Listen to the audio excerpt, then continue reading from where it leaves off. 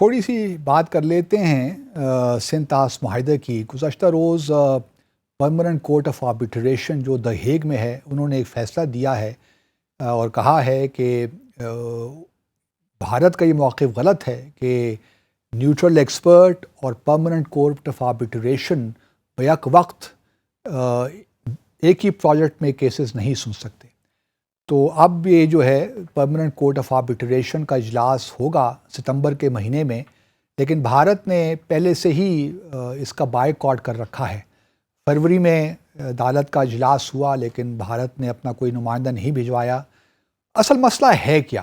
تھوڑا سمجھنے کی ضرورت ہے اس کو۔ جہاں تک 1960 کی انڈس واٹرز ٹریٹی ہے دوستو، وہ ایک پرماننٹ ٹریٹی ہے۔ اس کو یونیلیٹرلی ختم نہیں کیا جا سکتا، یا یک طرفہ طور پہ نہ بھارت اس کو ختم کر سکتا ہے نہ پاکستان ختم کر سکتا ہے، اور اس کا جو گارنٹور ہے وہ ورلڈ بینک ہے۔ اس میں جو ہے بلتا تبدیلی کی جا سکتی ہے، جو شق ہیں اس کو ریویو کیا جا سکتا ہے۔ آرٹیکل 12(3) کے تحت جو ٹریٹی کا حصہ ہے اس کے تحت اس کو تبدیل کیا جا سکتا ہے، موڈیفائی کیا جا سکتا ہے۔ لیکن جو ڈسپیوٹ سیٹلمنٹ یا ڈفرینس سیٹلمنٹ میکنزم ہے جو آرٹیکل 9 میں دیا گیا ہے اس ٹریٹی کے، وہ بڑا واضح ہے۔ ہم جانتے ہیں کہ بھارت نے بغلیار ڈیم سے لے کر اب خاص طور پہ 2 نئے ڈیم اب تو مکمل ہی ہو گئے ہیں، خاص طور پہ کشن گنگا اور رتلے ڈیم۔ کشن گنگا تقریباً آپ کہہ لیجیے 350 میگا واٹ کا پروجیکٹ ہے جو کہ جہلم ریور پہ بن رہا ہے، اور رتلے ڈیم جو ہے یہ تقریباً 850 میگا واٹ کا، جو کشن گنگا ہے وہ 330 میگا واٹ، اور جو رتلے ہے وہ ہے 850 میگا واٹ۔ یہ چناب ریور پہ بن رہا ہے۔ اب بھارت کا معاملہ یہ ہے کہ وہ بر وقت ہم سے جو بھی پاور پروجیکٹس ہیں یا ڈیمز بن رہے ہیں ان کے جو ڈیزائن ہے بر وقت ہمارے ساتھ شیئر نہیں کرتا۔ یہ سارے جو کشن گنگا جو ہے یا رتلے فار دیٹ میٹر ہے، یہ 10-12 سال پہلے کے شروع ہو چکے ہیں، جب پاکستان نے بھارت کی توجہ اس طرف دلائی کہ بھئی آپ نے تو ہمارے ساتھ ڈیزائنز ہی شیئر نہیں کیے۔ جب ڈیزائن شیئر کیے تو وہ جو ٹریٹی میں اسپیسیفیکیشنز ہیں اس کے خلاف تھیں، تو ہم نے بھارت سے کہا کہ جی آپ اس کو ہمارے جو خدشات ہیں وہ دور کریں۔ بھارت لے تو لال سے کام لیتا رہا، اور اس سارے عرصے میں 10-11 سال گزر گئے اور کشن گنگا کا تو افتتاح بھی ہو گیا ہے بدقسمتی کے ساتھ۔ تو ہم معاملہ پھر لے کر گئے ورلڈ بینک کی جانب کہ جی آپ کوئی نیوٹرل ایکسپرٹ۔ اب اس میں 2 چیزیں ہیں، اگر کوئی انجینئرنگ کا ایشو ہے، ٹیکنیکل ایشو ہے، تو اس کے لیے یوزلی نیوٹرل ایکسپرٹ ایک انجینئر ورلڈ بینک اپوائنٹ کر دیتی ہے اور وہ اپنا فیصلہ سنا دیتے ہیں۔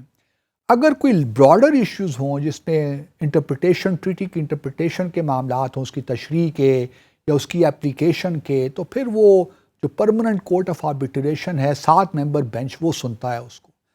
تو ہمارا خیال یہی تھا کہ نیوٹرل ایکسپرٹ جو ہے ان کا تو ایک لمیٹڈ مینڈیٹ ہے، تو یہ معاملات جو ہیں کشن گنگے کا کہ رتلے کے، یہ جانے چاہیے عدالت میں، کورٹ آف آربیٹریشن نے۔ بھارت نے کہا کہ نہیں جی، کیونکہ ٹریٹی میں یہ ہے کہ پہلے آپ بائی لیٹرلی معاملات کو سالو کریں گے، بائی لیٹرلی نہیں ہوگا تو پھر یہ معاملات نیوٹرل ایکسپرٹ کو جائیں گے، اگر نیوٹرل ایکسپرٹ نہیں کر سکتا تو پھر یہ معاملات آخر میں کورٹ آف آربیٹریشن میں جائیں گے۔ تو ایک لحاظ سے گریجویٹڈ پروسیس ہے۔ پاکستان کا خیال یہ ہے کہ ایسی بات نہیں ہے کہ اگر نیوٹرل ایکسپرٹ کچھ معاملات کو دیکھ رہا ہے تو اسی وقت کورٹ آف آربیٹریشن اور معاملات کو نہیں دیکھ سکتی، ان کا مینڈیٹ ڈفرنٹ ہے، نیوٹرل ایکسپرٹ کا مینڈیٹ ڈفرنٹ ہے۔ تو اب جو معاملہ اس وقت گزشتہ روز دا ہیگ میں ڈیسائیڈ کیا گیا، وہ پاکستان کے موقف کی تائید کی گئی کہ یہ صرف نیوٹرل ایکسپرٹ کا جو ہے مینڈیٹ نہیں ہے، بلکہ یہ کورٹ آف آربیٹریشن بھی ان مسائل کو سن سکتی ہے۔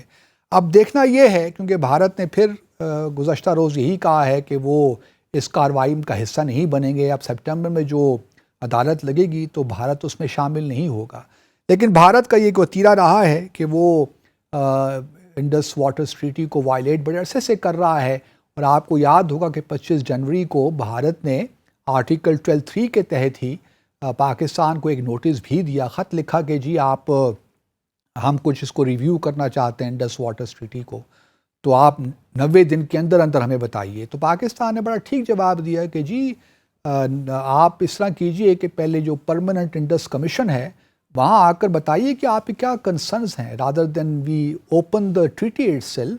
آپ پہلے اپنے کنسرنز تو ہمیں شیئر کیجئے کہ کیا کیا آپ امینڈمنٹس چاہتے ہیں، کیا ریویو چاہتے ہیں، تب ہم کنسیڈر کریں گے کہ آیا آپ کی بات درست ہے کہ نہیں. ایک بات میں یہاں اس مینشن کرنا چاہتا ہوں دوستو کہ بھارت کا چاہے وہ کشمیر کے معاملے میں بات ہو یا پانی کے معاملات میں بات ہو، بھارت ہمیں مثال کے طور پر کشمیر بھارت ہمیں کہتا ہے کہ جی یہ بائی لیٹرل ایشو ہے اور ہم اس کو بائی لیٹرلی سالو کریں گے، شملہ ایگریمنٹ کے تحت یہ بائی لیٹرل ہے. اب ہم جب بائی لیٹرل ان سے ڈسکس کرنا چاہتے ہیں تو وہ ایک طرف کہتا ہے کہ یہ ہمارا ٹوٹ انگ ہے، پاکستان کا تو کوئی لوکس اسٹینڈ آئی نہیں ہے. اب ہمیں کوئی سمجھا دے کہ اگر یہ بائی لیٹرل ایشو ہے اور دوسری طرف بھارت یہ کہتا ہے کہ اس میں تو ہم بات چیت ہی نہیں کریں گے کیونکہ اب تو یہ معاملات ختم ہو گئے ہیں، پاکستان کا کوئی لوکس اسٹینڈ آئے نہیں ہے، تو اب ہم کیا کریں؟ اسی طرح کرتے کرتے بھارت نے 5 اگست 2019 کو یہ اقدامات لے لیے. اسی طرح پانی کے مسئلے میں بھی بھارت یہی کہتا ہے کہ بائی لیٹرلی ہم ڈسکس کرتے ہیں، لیکن وہ بائی لیٹرل ڈسکشنز کو یا ٹاکس کو استعمال کرتا ہے کہ جو چیزیں اس نے کرنی ہوتی ہیں وہ کر گزرے اور پاکستان کو فیٹ اے کمپلی پیش کر دے. یہی اس نے کشمیر پہ بھی کیا اور یہی وہ پانی کے معاملے میں بھی کرنا چاہتا ہے. تو میں حکومت سے یہی درخواست کروں گا کہ ہر قدم بڑے سوچ سمجھ کے لیں، اور بھارت کی جو چالیں ہیں کہ ہمیں بائی لیٹرل انگیجمنٹ میں پھنسا دیتا ہے، وہاں الجھا دیتا ہے اور اپنا کام وہ زمین پہ کرتا رہتا ہے، تو اس سے ذرا ہمیں ہوشیار رہنا ہے. تو مجھے خوشی ہے کہ پاکستان کے مواقف کو کامیابی نصیب ہوئی ہے. ہم امید کرتے ہیں کہ سپٹمبر میں جو دا ہیگ میں پرماننٹ کورٹ آف آربیٹریشن کی کارروائی ہوگی اس میں پاکستان کے حق میں فیصلہ آئے گا، بوتھ کشن گنگا پار پروجیکٹ اور رتلے پار پروجیکٹ کے تحت.